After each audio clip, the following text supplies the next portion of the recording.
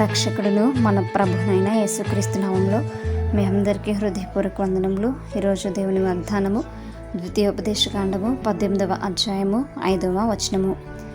నిత్యము యెహోవా నామమున నిలిచి సేవ చేయుటకై నీ గోత్రములన్నిటిలోనూ అతనిని అతని సంతతి వారిని నీ దేవుడైన యెహోవా ఏర్పరచుకుని ఉన్నాడు. హల్లెలూయా. మరి పాత నిబంధనలో మనం చూసినట్లయితే లేవి గోత్రమును దేవుడు ఎన్నుకున్నాడు కదా, ఆయన సేవకు ఆయన నియమించుకుని ఉన్నాడు. లేవి గోత్రపు వారు మాత్రమే దేవునికి సేవ చేసేటువంటి వారుగా ఉండాలి. దేవుని యొక్క యాజకత్వము వారు మాత్రమే జరిగించేటువంటి వారుగా ఉండాలి. అయితే మరి ఎప్పుడైతే యేసుక్రీస్తు వారి లోకంలోకి వచ్చిన్నారో, కొత్త నిబంధన క్రిందకు మనం ఎప్పుడైతే వచ్చినామో ఈ ధన్యత నీకు నాకు కూడా దేవుడు అనుగ్రహించున్నాడు. నిత్యము కూడా ఆయన సేవకులుగా ఉండుటకు, నిత్యము కూడా ఆయన సన్నతించడానికి, నిత్యము కూడా ఆయన నామాన్ని మనం స్తుతించడానికి, ఆయన సన్నిధానంలో సమీపించి ఆయనతో మాట్లాడడానికి మనకు ఆయన గొప్ప అవకాశము ఇచ్చి ఉన్నాడు. ఒకప్పుడు యాజకుడు మాత్రమే దేవాలయంకు వెళ్ళేటువంటి వారు, సామాన్య ప్రజలకి వెళ్ళడానికి అవకాశం ఉండేది కాదు.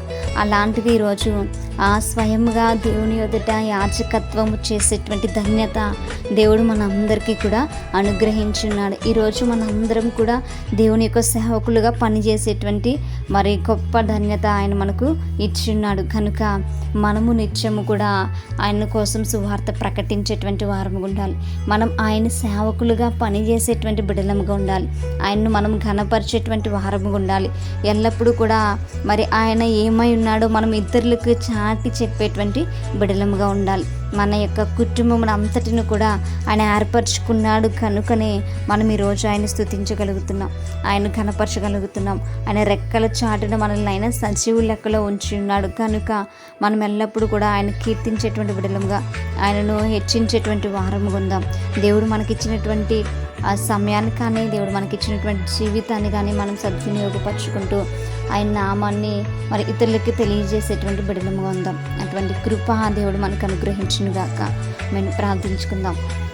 పరిశుద్ధుడ మహాగణుడ మీకు వందనాలు, ప్రేమస్వరూపి మీకే స్తోత్రాలు మేము తెలియచేసుకుంటున్నాం. ప్రభా, మీరు ఇచ్చిన కృపకై వందనాలు. నిజమే ప్రభా, ఒకప్పుడు లేవి కుటుంబానికి గోత్రానికి మాత్రమే ఉండేటువంటి ధన్యతను నేడు నాయన మా అందరికీ అనుగ్రహించినందుకు నీకు వందనాలు. ప్రభా, నీ శాంతి సమాధానాన్ని, పరిశుద్ధాత్మ సహాయమును, అభిషేకమును మేము పొందుకుని అతన్ని అనేకులకు నా తండ్రి నా తండ్రి నా ప్రభాని సువార్తను ప్రకటించేటువంటి ధన్యత మా అందరికీ ఇచ్చినందుకు నీకు వందనాలు.